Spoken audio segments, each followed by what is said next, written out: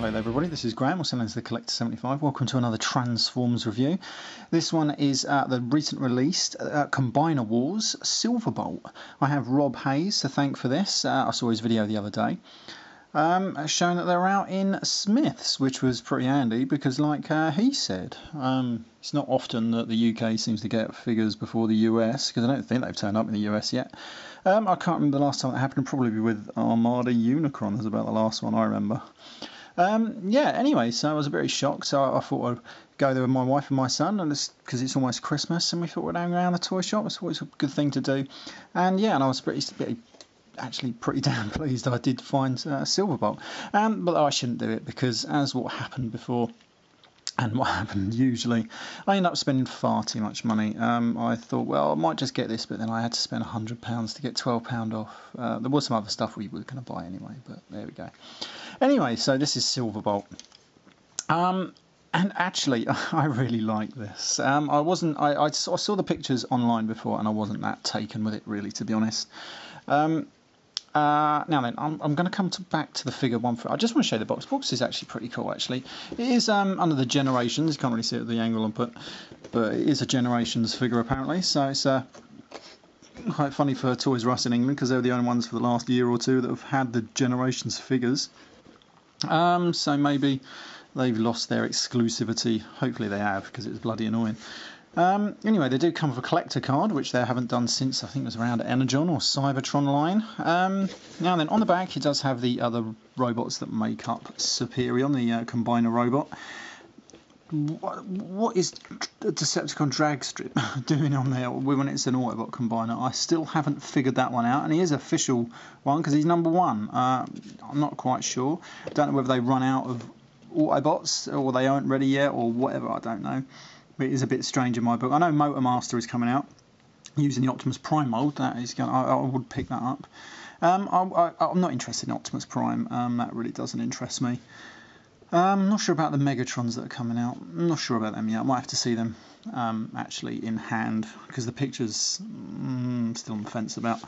But yeah, but I did want Silverbolt. This is actually far better than the previous, was it the Universe offering? And that was a good toy, but it just lacked something. It was a lot better with the repaint they did as Darkwing, which I did a video on a few months ago now, something like that. But anyway, but this is more Silverbolt than that. Obviously, this is sort of like a different take on his supersonic jet mode, and it's actually really good. It does have the old problem, which is probably a good homage to his original G1, where you've got the robot just hanging around on the bottom there, and then the jet on top. But it's, well, we've had it before, so I'm not that bothered about it, to be honest. I do like this. So you've got the Autobot symbols there, but now where they used to do sort of like, they've gone with the original G1, which was red and silver, which is pretty cool. I do like that. And it's a pretty sleek jet, if you want my opinion. I really do like it. He does have some landing gear. You've got these moulded in landing gear there, and then you just flip down this one to form his landing gear there, and he will sit quite happily. Right, so that's it for that. He does have his gun, which he comes with. Where's the other bit I've got? Now, it does come in two parts. You see, you can put it together in any different sort of way you want. That's mainly for the combined Superion mode. This sort of becomes a shield. You can probably stick it on the bottom here if you wanted to. Probably goes in there. Looks completely silly, so I won't be doing that. Right, anyway, so there's not really much more to say about the jet, other than, you know, he's just got obviously the robot hanging around on the back, which is a bit of a shame. But I still really like it, and he doesn't have that bad of a transformation. I think it's actually really good, actually. Right, we're going to start transforming him now. We're just going to flip the tail down and then rotate this, pretty much like his old G1 self, actually. And then you're almost there, believe it or not. Anyway, the instructions, I think, are a lot more over complex than they really need to be, really, because you're basically just taking the wings here, unfolding the arms, rotating them around. There we go. And then you just sort of unfold these legs here, rotate these around, fold that bit that way. Oh no, you want to rotate this little foot out first, that comes round, then you rotate that around.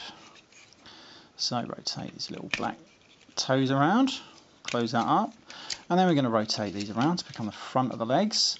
And then he has a little heel spur just in here. Going to flip that out. And that is pretty much Silverbolt all done and dusted. Just going to rotate some of these legs around, put his arms down, and then his head is just tucked away in this red section at the top. Just fold that round, rotate Silverbolt's head around, and then we fold this back and into place. And that is Silverbolt. It could have done, if you want my opinion, just an added foot tilt, just so he can stand a little better. It's actually not that bad, actually. The head is on a ball joint? It's not on a ball joint, but you can look up and down like that and then just rotate. So it is kind of given that ball joint effect, which is pretty cool. And then, like I said, this weapon becomes like a shield. You can plug it in either arm, goes in there, and then the gun ends up being like a gun, but with a massive silencer on the front. It's quite cool, actually. But you can get some good poses out of him. You can pretend like he's holding a giant rifle there or something like that. That's pretty cool. And you can angle the wings at the back, a bit like his old G1 self. You can have them flat, or you can have them rotated like that. I kind of like them like that. That gives him a better look, if you want my opinion. He does have some good articulation, and you can get him into a few decent poses. That is it, really. It's actually a really good toy. Now, I've got a size comparison here. I did buy this the other day as well. This is the re-deco. Is it going to fall over there? The re-deco of Fall of Cybertron Grimlock. So this is an old Voyager before they started downsizing them slightly, and obviously this is Silverbolt, who's a Voyager, and as you can see, it's just a bit more tinier. Mind you, this guy, even though he's big, he's hollow as anything, so that doesn't really count for much in my book. And he doesn't have no heel spurs, which is annoying. So he just doesn't want to stand up in some poses. Anyway, we're actually talking about Silverbolt here.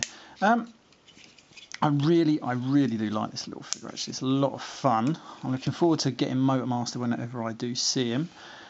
This guy's actually stopped me needing to buy the, I think it was the TFC third-party Superion, because he's a good size, and yeah, and he'll fit just nicely on my generation's classic shelf.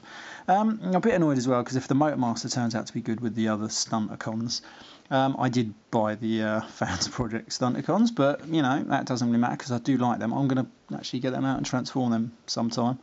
I do seem to have a little bit more time now, so that is definitely on the cards.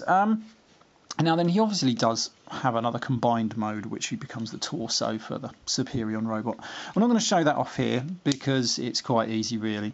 These arms do become the legs, as you can see, and obviously the limbs will slot easily into those ports in there. And then these legs do become his chest, and I like the way they've incorporated all the chest pieces and everything, and the super robot head is actually located in here. You can see these little two knobbly bits there, the sort of like the antenna for his head. This whole section flips out and the head is hidden in there. Yeah, so I'm not going to show you that. If I manage to get the limbs, I shall do another video then showing that off. But yeah, so if anyone actually sees them, Rob did tell me that they were supposed to be released today or sometime this weekend, but I didn't actually see them when I went to Smith's today, which is a bit of a shame. Yeah, but so if anyone sees them, let me know. Right, this has been Graham, the Collector 75. I'll see you all next time. Bye for now.